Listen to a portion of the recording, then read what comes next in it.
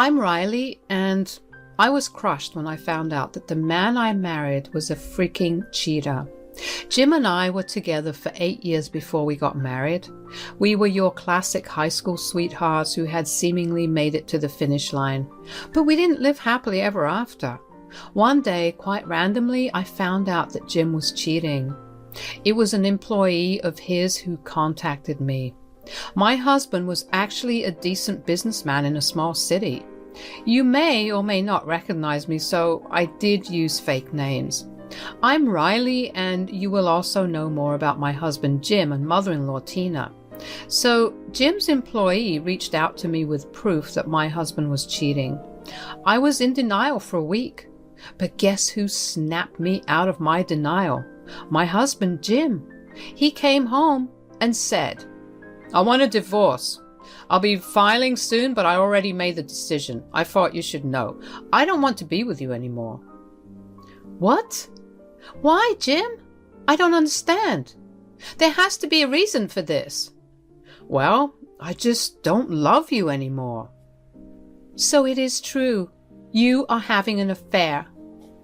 Jim's face went white when I said that. He didn't expect me to find out. I don't know why. I don't know if he had actually thought that he could get away with whatever poor excuse he could find for the divorce. When I revealed that I knew about his affair, he looked shocked and a little angry.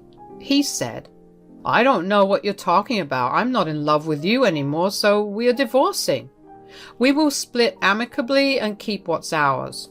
You think I will let you walk away without consequences? I know about your affair, and I have enough proof. I don't care if you leave me for someone else. I already wasted years for you.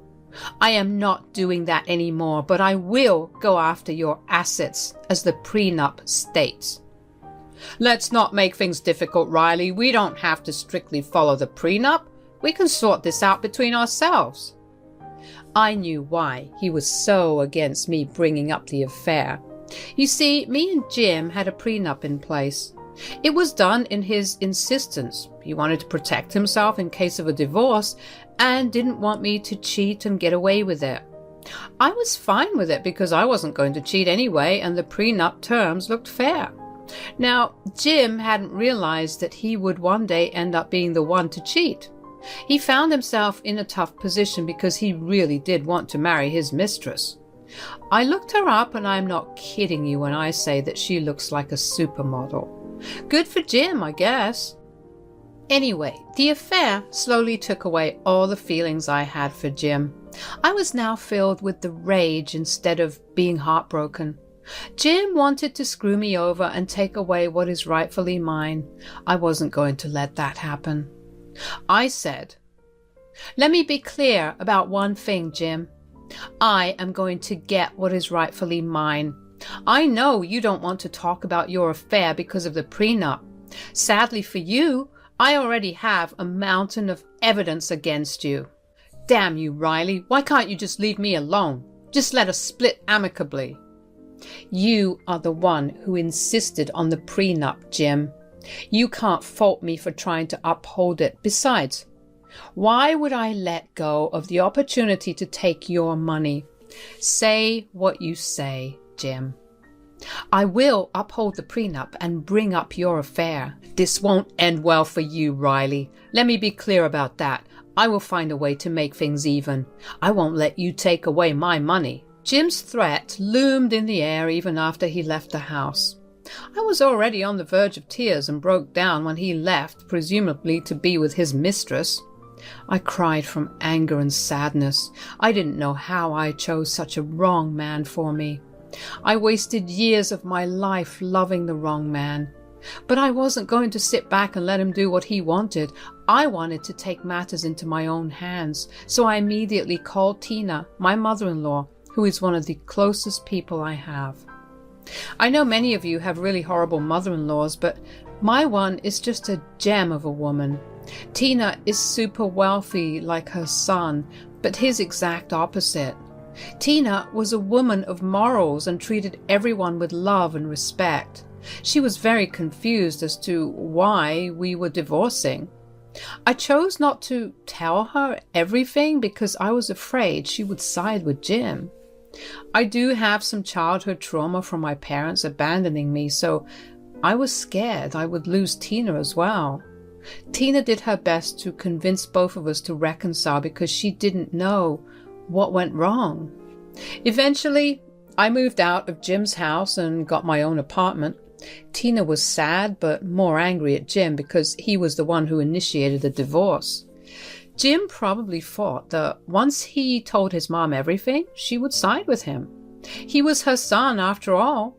To be honest, I was scared of that happening too. I really loved Tina and didn't want to lose her. But she did the exact opposite. One day she called me in a panic and told me that she wanted to come over. She looked really glum and said, "Riley, I need to talk to you in person. There's something I found out about Jim. I wanted to come and tell you." "Is this about Jim cheating on me, Tina?" "Wait, you already know about that? I didn't know a thing." "It's been happening for over 6 months now, Tina. I got proof. One of his employees told me about it and sent me pictures as well. I found out more later. It doesn't matter anymore, though." "Oh, God, Riley. I just found everything out yesterday. Jim came to me and confessed. I had no idea you two were getting a divorce. I'm so sorry. Riley, I failed to raise my son right. I feel awful. I am a horrible mother." Tina started to cry and I actually felt very bad for her. None of this was her fault. She was a good mother and an awesome mother-in-law. Tina had become my family and she was almost a mother to me too. I started to cry with her when I realized that I was about to lose her in the divorce as well. But what happened next dispelled my fears. I said, "Tina, please don't blame yourself. You have been nothing but kind to me. None of this is your fault. You are a good mother, Tina." No, you don't understand. There is more. I'm ashamed to even tell you about this. You will definitely judge me and my family when I tell you." "I don't think I will ever do that, Tina. Whatever Jim does is not on you. If there is anything more you want to share, you can tell me." "Riley, my son has gone crazy. He has made an entire plan to trap you and get you arrested." "What the hell?" I couldn't believe what I was hearing. Jim was trying to get me arrested? And he planned to do that by trapping me? This was straight out of a horror movie for me. Had I failed to recognize the true Jim when I fell in love with him? Had I messed up that bad? What Tina said only made my fears worse. She said, "Jim is planning to hide some of his cash in your new place and then call the cops on you. He says that in this way, he would avoid losing his money and assets to you. Your prenup has a clause that states the prenup is void if both parties are found to be at fault. So that's why he has made this plan. He told you everything because he thought you wouldn't divulge his secret. I don't know how delusional he can be. Why in the world did he think I would support him, Riley? I'm on your side. What my son did and is trying to do is awful. I am so ashamed. I am so sorry." "Tina, you don't have to be sorry. Thank you so much for coming to me. See, you told me everything despite him being your son. You truly are a good person. I don't want to lose you after the divorce. You were like a mother to me." "There is no way you are getting rid of me, Riley. You are like a daughter to me too. Jim can go kick rocks. I don't want to see you get trapped in his evil schemes. Please tell me you will protect yourself." "Don't worry, Tina. I'm not someone to be messed with. Now that I know what Jim is planning to do, I will trap him in his own plan." I told Tina my plan and she looked really satisfied with what I had in mind. I had a small fear that she would object to it to protect her son, but to my surprise, she said that it was fitting. So with my sweet mother-in-law's approval, I got on with my plan. But first, I needed to do some shopping. I ordered some cameras online so that I could establish CCTV surveillance in my room. My building already had CCTV coverage on the stairwell, so I only needed to cover the rooms. I took the help of a friend and set up the cameras around the apartment. Then I waited for Jim to make his appearance, and he didn't disappoint. Jim randomly showed up one day to discuss the divorce. It almost made me laugh at how ridiculous the excuse was, but I humored him and pretended to believe him. Then, when I went into the kitchen, I saw him walk towards my study and discreetly put something inside my desk drawer. I smiled to myself and didn't bother confronting him. I wanted him to think that I didn't know what he was doing. In reality, my cameras would receive everything. That was how I planned to trap him. Jim talked about the divorce for like 10 minutes before he bolted. Good riddance, because his mere presence was irritating me to no end. After he left, I checked the camera footage to see if Jim had planted the cash on my work desk. I didn't want to check in person because I wanted to maintain to the cops that I didn't know about the money. So I checked on my phone. Well, Tina was right. Jim did hide his cash in my work desk. I was freaking furious. I thanked heavens that I had an amazing mother-in-law like Tina who warned me about Jim. If she had kept quiet, I wouldn't have had any proof of my innocence. I quietly saved the footage and then waited for Jim's next move. By the end of the next day, the cops were at my door with Jim. I said, "Hello, officers and Jim. This is a surprise. How can I help you today?" "This gentleman here has reason to think that you have stolen his money. I understand that you two are husband and wife." "That's right, officer. We are husband and wife, but we are in the process of filing for divorce." "Okay, I understand. So your husband has been missing about $20,000 in cash. He says that you had taken his money without permission when you left his house a week back." "I don't know what you're talking about, officer. I didn't take any cash at all. I am not someone who steals money like that." It was true. I hate stealing and wouldn't do that under any circumstances. The cops looked like they didn't want to act in haste and listen to all parties involved.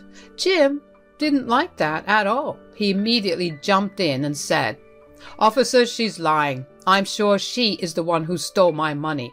She always did that when we were married. That's one of the reasons why I'm divorcing her." "Why are you lying to the officers, Jim? You know damn well I wouldn't do anything like that." "You don't have to act so innocent, Riley. I know for a fact that you stole my money. It was with me in my secret drawer until last week. No one has been in my house after that." "Well, ma'am, do you happen to know something about where the money might be?" Jim looked at me like he was confident I would get arrested. He was sure that he had hidden the money well and the cops would arrest me on his accusations. He also thought that I was a clueless woman who didn't know what he had planned. Well, he was in for a big surprise. I said to the cops, "Officers, I will show you where the money is and who moved it there. It won't take a long time. I have concrete proof of it as well." "Okay, ma'am. If you do have proof, we would love to see it. We don't want to arrest you for nothing." "She is lying, officer. She stole my money because I'm divorcing her. She's just trying to get away with it by lying. I think you should arrest her right now." "We will do what we think is fit, sir. Since ma'am here has already offered to prove herself innocent, I have to investigate before arresting her." Jim looked kind of nervous for a second before shutting his mouth and going back to being angry. To be honest, the officers didn't look very thrilled with his rudeness and insistence on getting me arrested. I took the cops to my work desk and showed them where the cash was. Immediately, Jim's face lit up and he smirked at me. He jumped at this chance to finally throw me in jail. He excitedly said, "Did you see that, officers? She had my money hidden right in her closet. She is so sure of getting away that she doesn't even bother to hide it. You need to arrest her. That's all the proof you will need, officers." "Yes, your money is in my closet, but I am not the one who put it here. Officers, I must inform you that I have cameras everywhere in the house. I live here alone, so I didn't require permission from anyone. I can show you who put the money in my closet.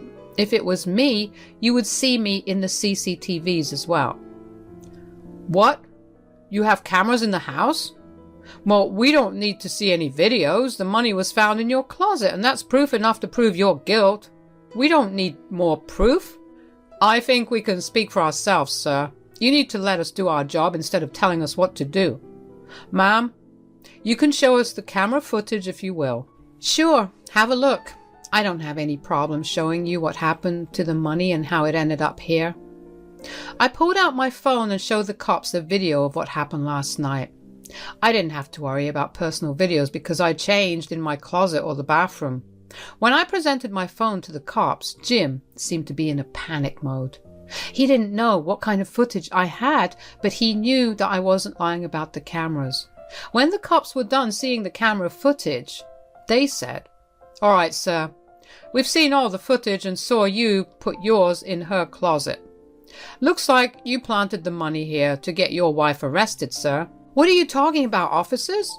I'm sure there must be a mistake. I don't know what you're talking about. I didn't do anything. She's the one who stole money from me." "Sir, do you realize that we can arrest you for calling us unnecessarily? And your wife here can definitely file a police report for harassment and defamation as well." Jim suddenly started to look scared. He started to spew nonsense about why the video showed him sneaking into my room hiding money in my closet. He stammered and his hands were shaking. He tried to convince the cops that it was a mistake and so on. The cops were just not having it. After listening to Jim's nonsense for a while, they turned to me and said, "Ma'am, do you want to press charges against your husband?" "Now, officers, we don't have to do anything like that. It was a small misunderstanding. We can solve it between ourselves. There's no need for any police report or something." "I think we'll let your wife decide that, sir. It falls within her legal right to sue you and get you arrested right now." Jim then turned to look at me with fear and anxiety in his eyes. I could tell that he understood how badly he had messed up. In his hurry to frame me as a thief for an easy divorce, he had fallen into his own trap. Now he didn't know what to do except to beg me for mercy. He said, "Riley, we don't have to do this. We can solve this between ourselves. There's no reason to get the cops involved." "Why not, Jim? You involved the cops in the first place even when you had no reason to. I have a pretty good reason to get you arrested. You tried to ruin my reputation by accusing me of theft." "It was a dumb and stupid mistake, Riley. I swear I wasn't going to land you in serious trouble. I just wanted to get even in the divorce so that you cannot keep the prenup." "Oh, trust me, Jim. I already knew that. I can't believe that you would stoop so low. I hope your new girl is freaking worth it because, dear husband, you are getting arrested." Jim looked shocked and the color drained from his face. I told the cops I would love to press charges against my husband. They were happy with my decision and handcuffed him on the spot. This is when Jim's tears began. He started to cry and beg for mercy. It was actually pretty pathetic and disgusting to watch. I knew that this was what he tried to do to me. Any pity or sympathy I had for him was long gone after discovering his affair. So his tears or apologies meant nothing to me anymore. The cops took him away while I sighed with relief. After the cops dragged Jim away, I immediately called Tina and told her what went down. She wasn't shocked, of course, but I had to warn her of the consequences as well. I said, "Tina, he will get bail and won't have much trouble, but I guess he will turn to you to vent. I'm afraid there is a chance he might suspect your involvement in this." "Well, I'm prepared for that. If he dares to show his face in my house, I will tell him what I really think of him, and I will tell him that I was the one who informed you of his plan." "Are you sure about that, Tina? Jim will be super mad at you. He might stop talking to you and take this very personally." "In that case, good for me. I don't want any connection with him anyway. I am so done with Jim. If he gets mad at me for doing something good, that's on him. Besides, his behavior has me questioning a few things, and I think I will change my will. What are you planning to do, Tina? I think I will disinherit him. I don't want a homewrecker to lay hands on my money, and I cannot forget the fact that my son is a freaking criminal. I will never forgive him for betraying you and trying to ruin your life. I do thank the heavens that I got Tina as my mother-in-law. I can't tell you how much I cried after hearing Tina say that. It felt nice knowing that someone in this world would stand up for me. Tina comforted me for some time and promised to take me on a trip with her once the divorce was finalized. You may wonder what came out of Jim's arrest. Well, nothing came out of it. I didn't sue him. Instead, I held it over his head and quickly got a divorce. Because of his arrest and affair, the prenup was upheld and I got over 70% of our assets. He lost quite a good amount of money and also paid my lawyer's fees as stated in the prenup. At the end of the divorce, Jim was severely traumatized by his own schemes and plans. Jim also ended his relationship with his affair partner after she yelled at him for losing money to me. I knew that the woman was only after Jim for his money, but Jim was stupid enough to think that she was in love with him. His relationship soured quickly and added to my revenge, although this wasn't intentional.